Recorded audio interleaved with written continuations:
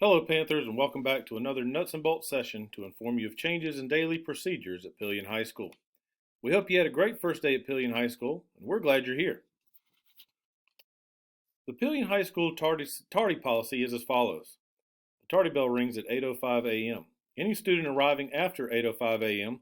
will be marked tardy to class. After 8:05, students should enter the building through the front entrance. As a side note, students at no time should open any door for any student or staff member. Students who enter the school after 8:49 a.m. will be marked as unexcused absence for that class. Students who accumulate 3 tardies will have a parent contact made. Students who accumulate 5 tardies will be required to attend a parent administration conference. Students who accrue 7 or more tardies will be referred to administration for further action. Also, please keep in mind that every 5 tardies also results in an unexcused absence. Tardies will be also kept in all classes with the same consequences occurring. Students who miss more than half of a scheduled class time will receive an unexcused absence. As a reminder, parent notes and parent signing-ins of students do not excuse any tardies. Only approved excuses are accepted, such as doctor's notes, bereavements, or administrative approval. All excuses must be submitted within 3 school days of an absence. The ID policy. ID should be worn at all times during the school day unless instructed by a teacher for a particular class activity. Once that activity has concluded, ID should be placed back on around your neck and visible. If you do not have an ID, temporary IDs will be issued before school until 8:05 a.m. at the red desk in the commons area near the front doors. After the tardy bell, temporary IDs will be issued in student services with the entrance located on the 200 hall. Any student who is tardy for having to receive a temporary ID will be marked as an unexcused tardy. Temporary IDs cost 50 cents, and students are expected to pay for all IDs issued, or fees will be added to their end-of-the-year fees owed. If a student needs a lanyard, the first one is free and any additional are $1. New clear ID cases are issued at the cost of $1 apiece. New IDs will cost $5, and if you purchase a new ID, that will remove any temporary fees that are owed. Students who wish to drive on campus must have completed Alive at 25, all Pillion High School parking paperwork, and have signed the drug testing consent agreement. Any student who drives on campus is subject to random drug testing. All forms can be retrieved and submitted to Mr. Gooding or Mr. Williams. All students, once parked in the parking lot, should immediately report to the building. Loitering is not permitted. If a student needs to retrieve an item from their car, administrative approval should be given prior to going to the parking lot. Students who travel back and forth to various campuses in Lexington 1 will be added to a list that our parking lot attendant, Ms. Fisher, will hold. Those students will be monitored each day and cars stopped as they leave to confirm an exit. Students who are dismissed are required to have a dismissal slip issued from Ms. Green, the attendance secretary, or Ms. Bailey, the front office secretary. Students will not be permitted to leave campus without those passes. Parents who cannot come into the building the day of to sign a student out for early dismissal must come in person to sign their student out up to 3 days in advance. Parents are permitted, however, on the same day to sign a student out if they come into the building with a proper ID. Students are not allowed to be dismissed any time after 3 p.m. All visitors to Pillion High School will be directed to park in the front office parking area on Lydia Drive and enter through the front office. The front entrance will now have a secured entry every day.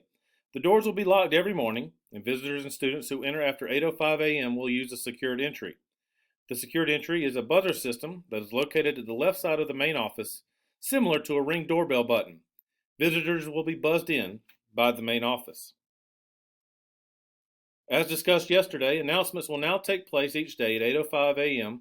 with the Panther TV show each Friday at 11:25 a.m.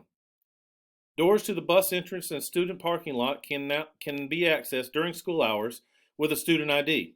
But again, do not open doors for any visitor, students, or staff. Students who travel to other campuses can find a transportation schedule on Pillion Priorities. If you have any questions or concerns about shuttles, times, or departure locations, please contact Mr. Williams. One important note, any student who may attend River Bluff High School in the afternoon will need to provide their own transportation back home. There are some important dates we want to make sure to communicate to you at the beginning of this first school year. The first being the family night on September 3rd. More information on that in a minute. September 4th will be the junior and senior class meetings, juniors at 8:30 a.m. and seniors at 10 a.m. in the Little Theater. Seniors will order graduation supplies on September 10th through Jostens on the stage in the cafeteria. Juniors will follow up the next day with ring orders on September 11th, as well as welcoming numerous colleges and universities for EdOp, educational opportunities, to campus. After that EdOp visit, September is another busy time as we look to celebrate College Application Day for students applying to various colleges and universities. We'll take pictures and celebrate with all those students as they send off to their favorite institutions. This will take place on September 13th. Say Cheese is Picture Day is September 20th for all underclassmen, with makeup pictures scheduled for all students, seniors through freshmen, on October 31st. As stated earlier, September 3rd is Family Night at Pillion High School, and we want to invite you and your families to Pillion High School for a free spaghetti dinner while meeting your teachers, learn about junior and senior events from counseling, and much more. We hope to see you and your families on September 3rd. PHS wants to make sure you're in the know, and each week on Fridays, an email will be sent to you at your Lexington One email address called Pillion Priorities. This newsletter will have up to 3 weeks of events upcoming, as well as useful links for you. This newsletter is also shared with your families and on our Pillion High School social media pages. Speaking of social media, get updates and more on our Twitter and Facebook pages, listed on the slide. Please follow us and encourage your families to follow as well. Use the hashtag PillionPride in any of your posts. Let us hear from you.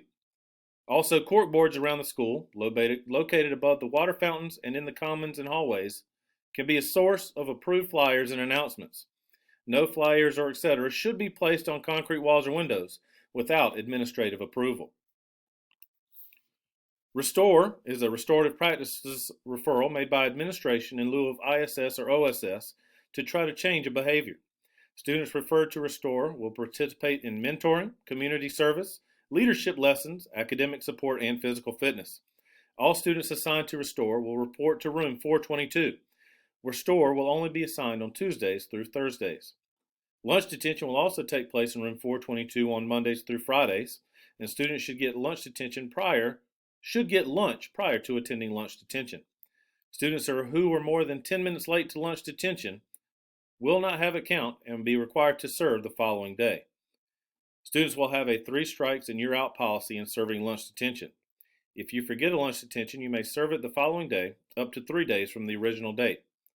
Failure to meet a lunch detention obligation will result in a Saturday school assignment.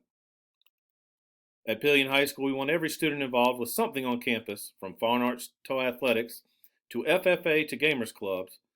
There is something in the building that can meet one of your needs. If you do not see a club or activity listed here and would like to begin a new one, please contact Mr. Williams to get started today. And now about testing and assessments. Formative assessments include assessment tools that teachers will use to track growth in a subject. These assessments include observations, homework, minor labs, drafts, and other practice assignments. Formatives count for 15% of a student's grade. Summative assessments determine mastery in a subject, either during or at the end of a unit. These assessments include tests, final drafts, projects, major labs, papers, performance assessments, and presentations. These assessments count for 85% of a student's final grade. Retakes are a privilege allowed to students, and there are 2 types permitted. The first type is called a choice retake, and in a choice retake, a student has the opportunity to improve 1 summative grade above an 80% per 9 weeks per semester course, or 1 per semester in a year-long course. In a choice retake, the student can have the opportunity to earn a grade of higher than 80%. If the student scores higher on the retest, the student can replace the first grade. The retake grade will not be accepted if it is lower than the first grade. A recovery retake is an opportunity for a student to demonstrate growth on any summative when their initial score is below an 80%. This is not limited to 1 per 9 weeks or 1 per semester. If the student scores higher on the retake, the student can replace the first grade with the higher one earned up to an 80%. Please note that any retake, choice, or recovery must be requested from the student and that the student is required to complete any recovery work required by the teacher prior to giving a retake. The retake may not be the same assessment previously given. Finally, extension requests can be made to the teacher in the event that a student misses a deadline but has not been absent or any other extenuating circumstance. A student may request a one-time extension per class with no penalty. Any other missed assignments can earn no higher than a grade of an 80%. Students, we hope that this presentation has been helpful in understanding some policies and procedures at Pillion High School. If you have any questions or need clarification, please contact any administrator. Have a great day, and go Panthers!